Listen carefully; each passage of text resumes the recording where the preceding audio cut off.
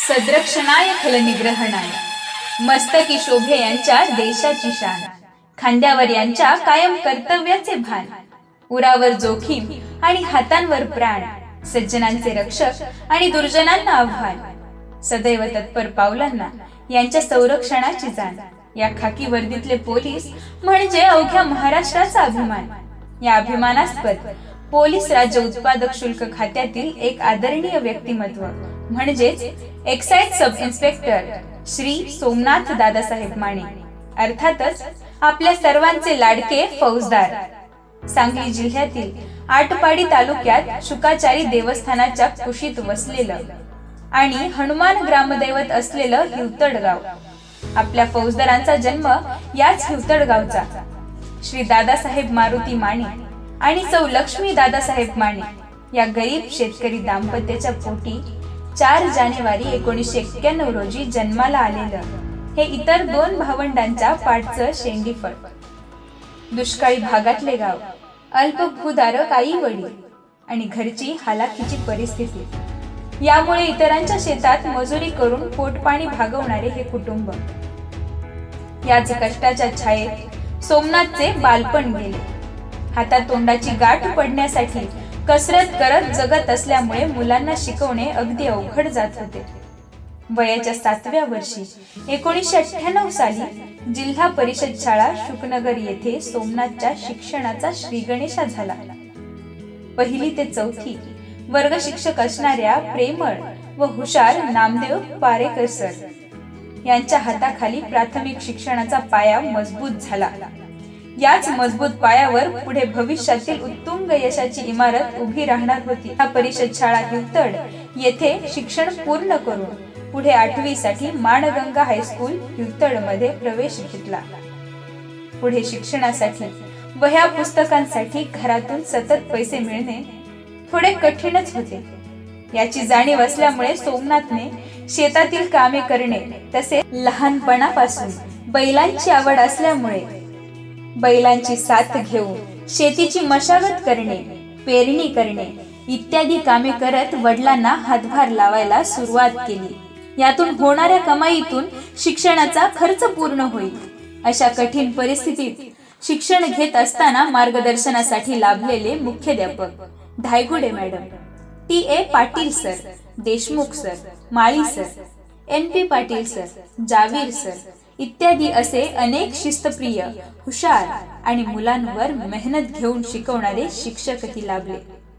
म्हणतात ना, वटवृक्षापरी असे त्या गुरुची सावली, जणू ज्ञान मंदिराच्या गाभाऱ्यातली ती विठू माऊली. 10वी मध्ये असताना 2006 साली 69% मार्क्स घेऊन 3रा नंबर मिळवून आटपाडीच्या Abasaheb Khebudkar junior college of science Atpadi येथे पुढील शिक्षणासाठी प्रवेश घेतला. 12वी मध्ये असताना 12वीचे शिक्षण झाल्यावर सोमनाथचे वडील दादासाहेब म्हणजेच आप्पांनी सांगितले की आता शिक्षण थांबवून शेती कर. आप्पांनी तसे बोलल्यावरती रागामध्ये दिवसभर जेवण न करता बैलाने शेत कुळवायला चालू केले. अशी परिस्थिती पुढे आली होती की काय करायचे हेच समजत नव्हते.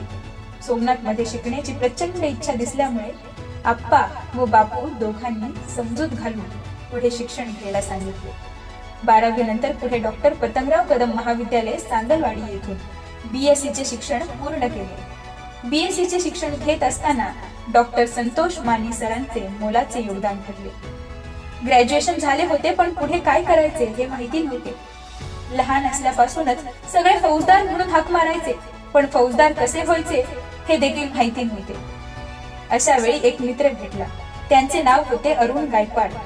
त्यांनी सोमनाथला MPSC बद्दल मार्गदर्शन केले आणि PSI कसं व्हायचं, कोणती परीक्षा असते, परीक्षा कधी असते याचे मार्गदर्शन केले. आणि मग सोमनाथचा बागायतदार ते फौजदार असा प्रवास सुरू झाला. हा प्रवास खूप अवघड होता.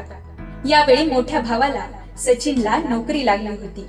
सोमनाथ स्पर्धा परीक्षेची तयारी करत असताना सचिनने घराचा भार खांद्यावर घेतला.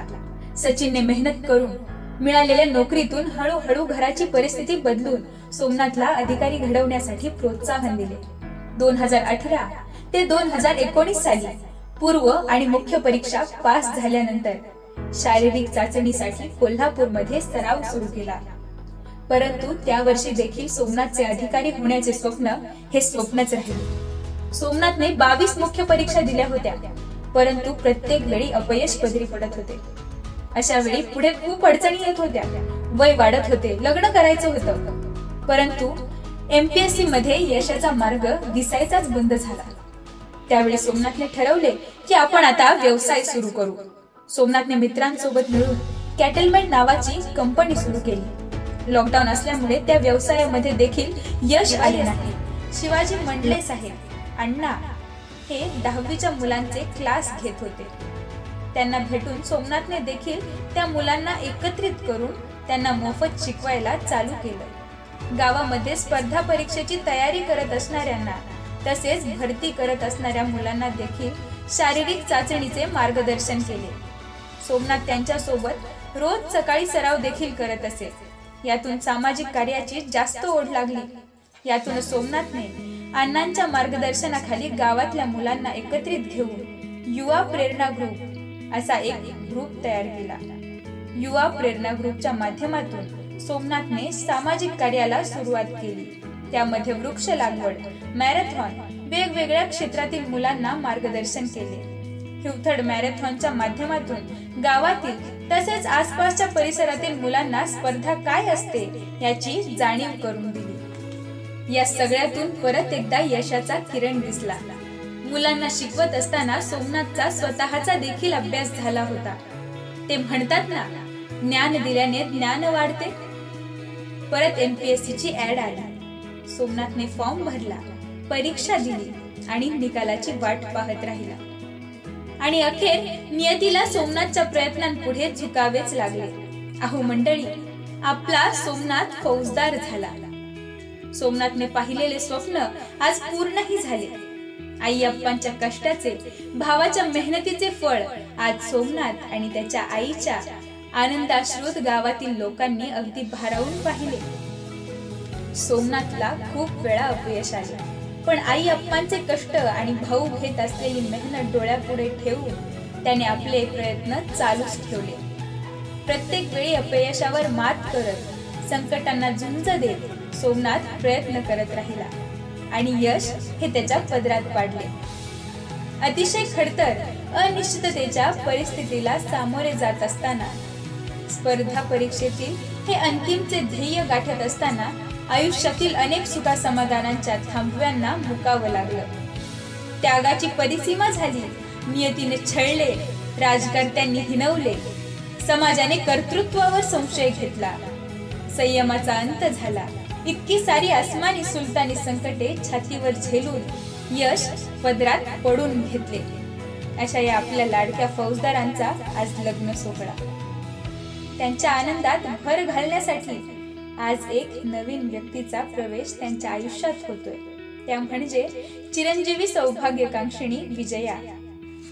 एका कष्टाने भरलेल्या पण मन, सन्मान, प्रतिष्ठा, अधिकार मिळालेल्या आयुष्यासोबतच जबाबदारीच्या, निष्ठेच्या, संयमाच्या आणि प्रामाणिकपणेच्या कसोटीवर ही आयुष्यात यशस्वीरित्या उतरल्याने त्यांचे मन आज निश्चितच आनंदाने भरून गेलेलं आहे.